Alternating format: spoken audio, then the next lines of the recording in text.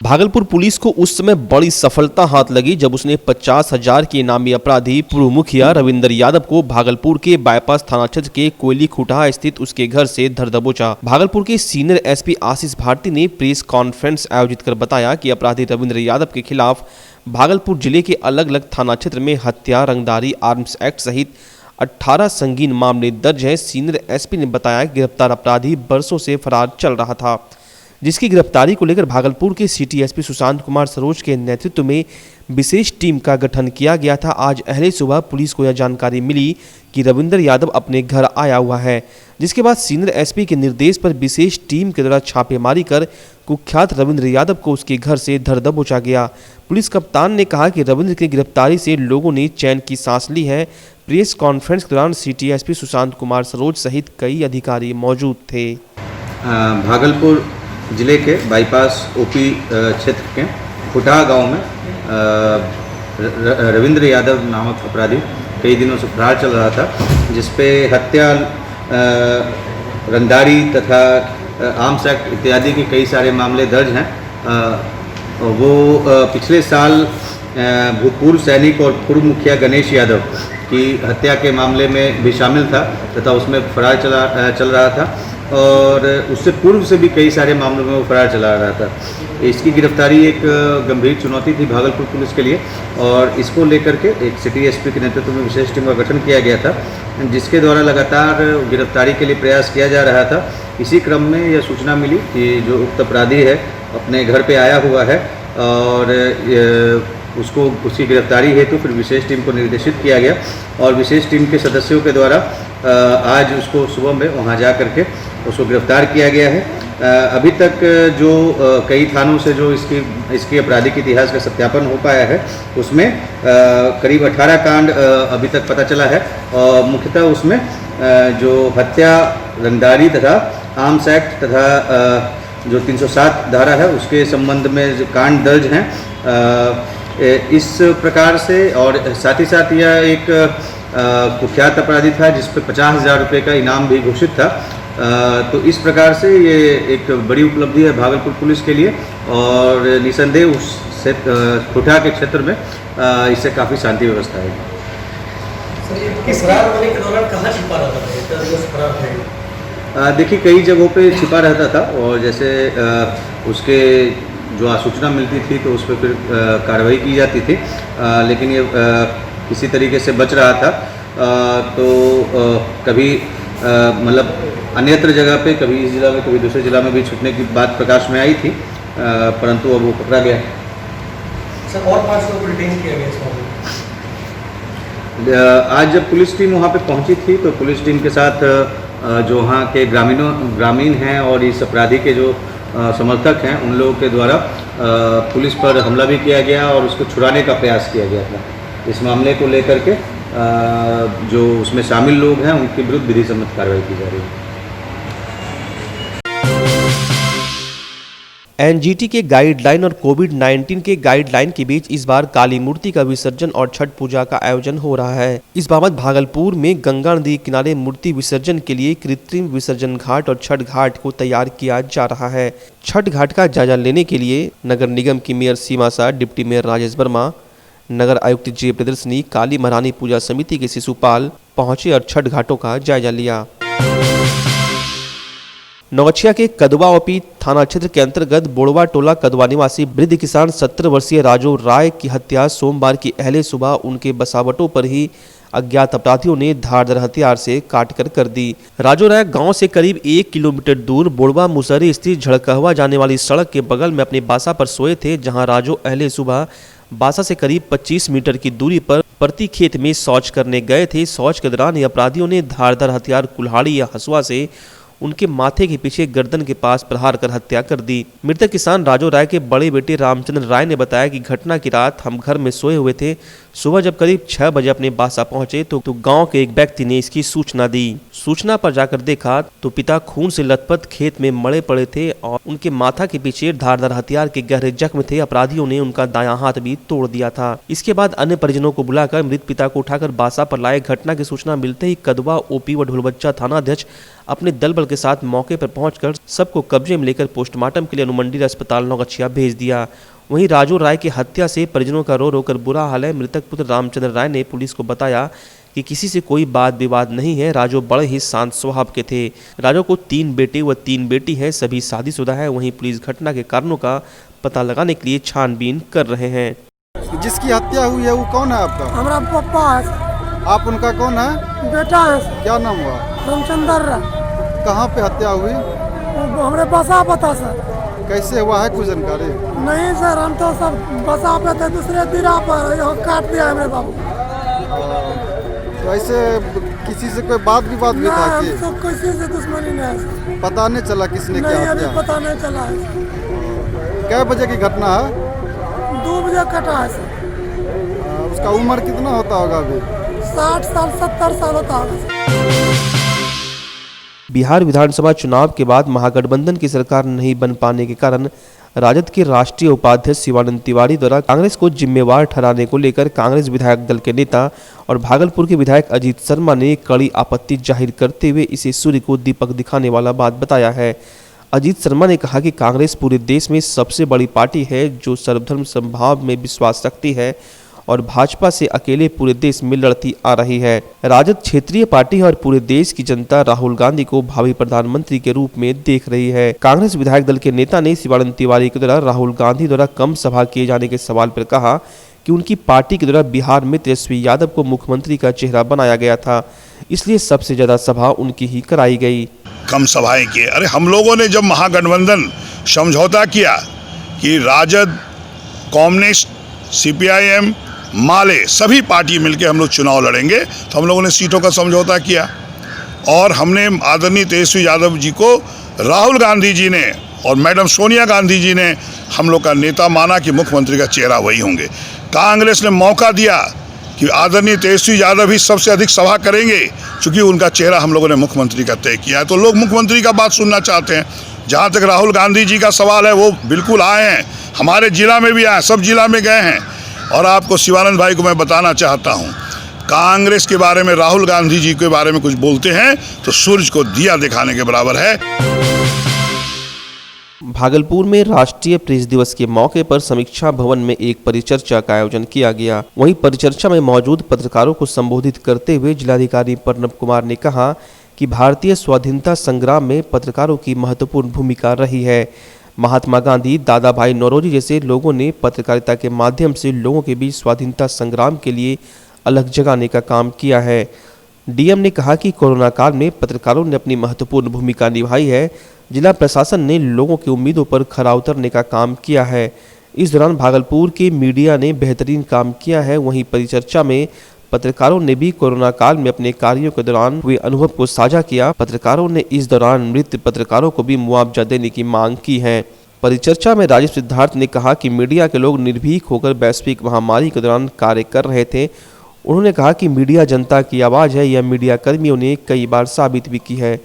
परिचर्चा को संबोधित करते हुए अनुज कुमार शिवलोचन ने कहा कि मीडियाकर्मी क्वारंटाइन सेंटर और कंटेनमेंट जोन में भी लोगों की समस्याओं को मुस्तैदी से दिखाने का काम किया है। दीपक कुमार नौरंगी ने कोरोना के संक्रमण के कारण फोटोग्राफर राजेश कुमार सिंह की मौत पर गहरी संवेदना व्यक्त करते हुए जिला प्रशासन से उनके परिजनों को उचित मुआवजा देने की मांग की है। परिचर्चा में डीडीसी सुनील कुमार, डीपीआरओ आलोक कुमार, पत्रकार परवीन मिश्रा, कुणाल शेखर, सुबोध कुमार, श्यामानंद सिंह सहित कई पत्रकार मौजूद थे। परिचर्चा के दौरान अधिकारियों और पत्रकारों के द्वारा 2 मिनट का मौन रखकर फोटोग्राफर राजेश सिंह को श्रद्धांजलि भी दी गई।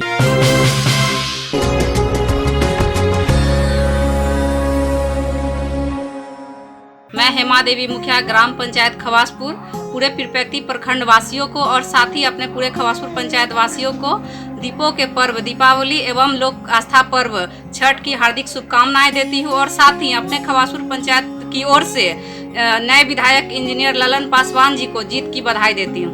मैं प्रदीप कुमार सिंह, जिला अध्यक्ष सहकारिता मंच भागलपुर, सह-पैक्स प्रबंधक पिरपैती, सादिश कानपुर पैक्स।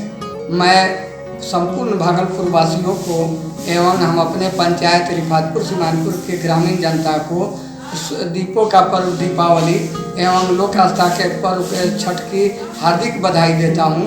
साथ ही साथ हम अपने छोटे भाई ललन पासवान भाजपा विधायक को हम अपने पूरे पीरपैंती विधानसभा की तरफ से एवं सहकारिता मंच की तरफ से जीत की हार्दिक बधाई देता हूँ। मैं सोमेश्वर प्रसाद यादव, प्रधानाध्यापक उच्च माध्यमिक विद्यालय धौरी, सह संयुक्त सचिव बिहार राज्य प्राथमिक शिक्षक संघ गोपगुट भागलपुर की ओर से दीपावली, काली पूजा, छठ पर्व के शुभ अवसर पर समस्त भागलपुर वासियों को हार्दिक बधाई देता हूँ। धन्यवाद। मैं प्रणव कुमार पांडे, प्रधानाध्यापक मध्य विद्यालय भवानीपुर जयश्री जगदीशपुर भागलपुर जिला अंतर्गत सभी प्यारे छात्र छात्राओं, शिक्षकों, अभिभावकों को दीपावली और छठ की हार्दिक शुभकामनाएं देता हूँ। तमसो मां ज्योतिर्गमय का यह पर्व हमें नई ऊर्जा प्रदान करे। एक दीप ऐसा भी बाली अंधकार भागे अंतस का, इस भावना के साथ शिक्षा का दीपक जलाकर अज्ञानता के अंधकार को भगाना है। साथ ही साथ प्रकृति का पर्व, शुचिता और शुद्धता का पर्व, ऊर्जा के संचरण का पर्व, महान आदित्य को नमन करने का पर्व महापर्व छठ की मैं आप सबों को बहुत बहुत हार्दिक शुभकामनाएं देता हूँ। धन्यवाद।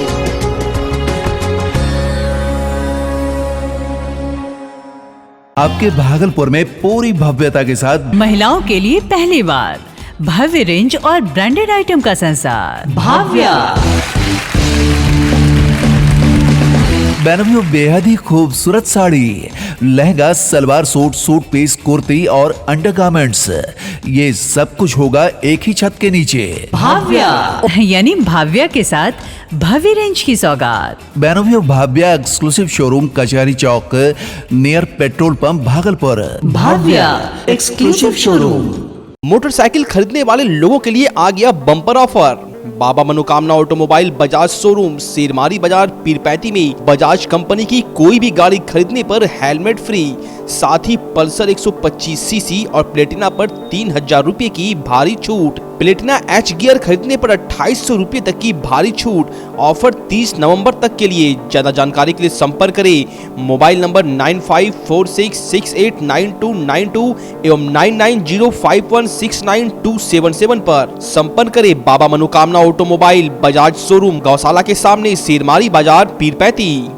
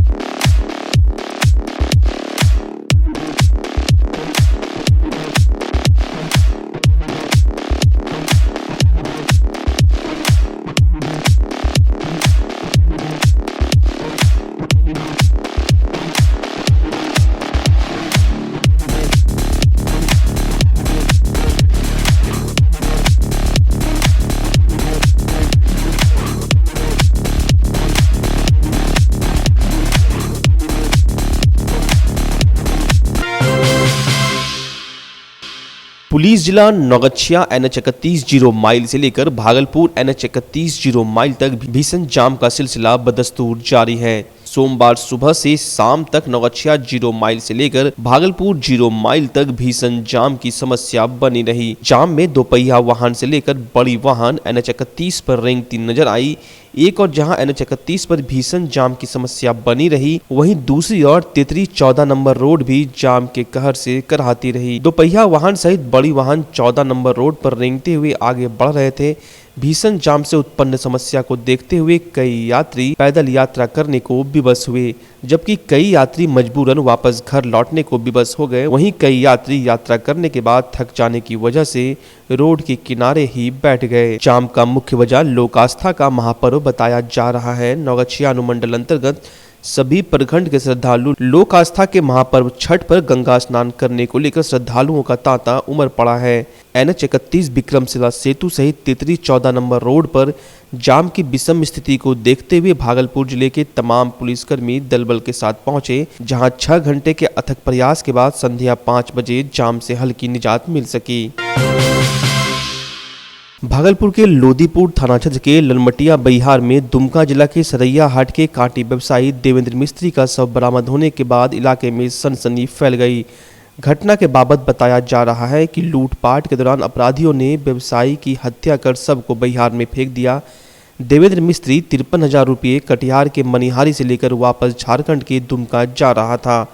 इसी दौरान अपराधियों ने घटना को अंजाम दिया। स्थानीय लोगों ने सुबह जब शव को देखा तो इसकी सूचना स्थानीय थाना पुलिस को दी, जिसके बाद घटनास्थल पर पहुंची पुलिस ने शव को अपने कब्जे में लेकर पोस्टमार्टम के लिए भेज दिया और पुलिस मामले की छानबीन में जुट गई।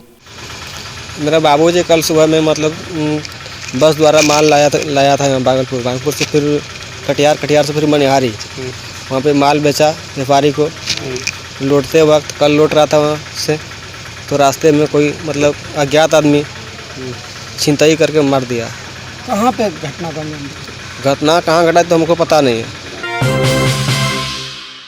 भागलपुर के पुलिस जिला नौगछिया के खरीक थाना क्षेत्र के अकीदतपुर पंचायत के झाँव गांव में काली पूजा के दौरान बार बालाओं ने जमकर ठुमके लगाए। इस दौरान लोगों ने काली पूजा को लेकर सरकार और प्रशासन की सारी गाइडलाइन को धत्ता बताते हुए खुलकर धज्जियां उड़ाते देखे गए। काफी संख्या में मौजूद लोगों ने बार बालाओं को ठुमका लगाते हुए आनंद लिया। डांस के दौरान सोशल डिस्टेंस से दूर, मास्क तक का ख्याल नहीं रखा गया। डांस के दौरान ऐसा लग रहा था कि भागलपुर जिले से कोरोना समाप्त हो गया है। वहीं डांस के दौरान काफी संख्या में मौजूद लोग अश्लील गाने पर भी झूमते नजर आए। बता दें कि कोरोना काल को लेकर सरकार द्वारा काली पूजा के दौरान किसी गांव, कस्बे, शहर में भीड़ या मेला का आयोजन करने की मनाही थी। बावजूद प्रशासन के बिना अनुमति लिए बार बालाओं के डांस का आयोजन किया गया और स्थानीय पुलिस भी मौन रही।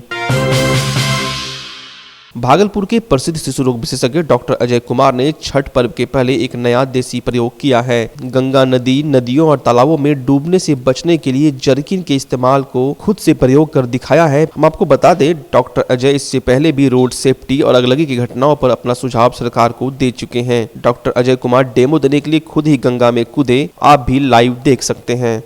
डॉक्टर अजय सिंह, जीवन जागृति सोसाइटी के अध्यक्ष, सड़क दुर्घटना पर काम करता हूँ, जल दुर्घटना पर। और अभी जो नौका दुर्घटना तिनटंगा में हुआ, कई जाने जी गई, लेकिन सरकार सिर्फ मुआवजा देती है 4 लाख। लेकिन ये नहीं सोचती है बिना माँ बाप के बच्चा कैसे रहेगा, बिना पत्नी के इंसान कैसे रहेगा, इस पर ध्यान नहीं देती है। मुआवजा दे के वो निश्चिंत हो जाती है। मैं एक सिंपल जर्किन से आप देख सकते हैं, ये 100-150 रुपये का लागत लगेगा। और इससे मैंने एक किट बनाया है, doctor Ajay water safety kit. और इसके द्वारा किस तरह से निश्चिंत होकर आदमी गंगा में जो है हम अभी तैरेंगे नहीं बल्कि इस पर लेटे रहेंगे। और कभी भी ऐसा दुर्घटना हो, यदि नाव में इसको मुहैया कराया जाए तो ये तय है कि लोगों की जान बचेगी। आप देख सकते हैं। All the best.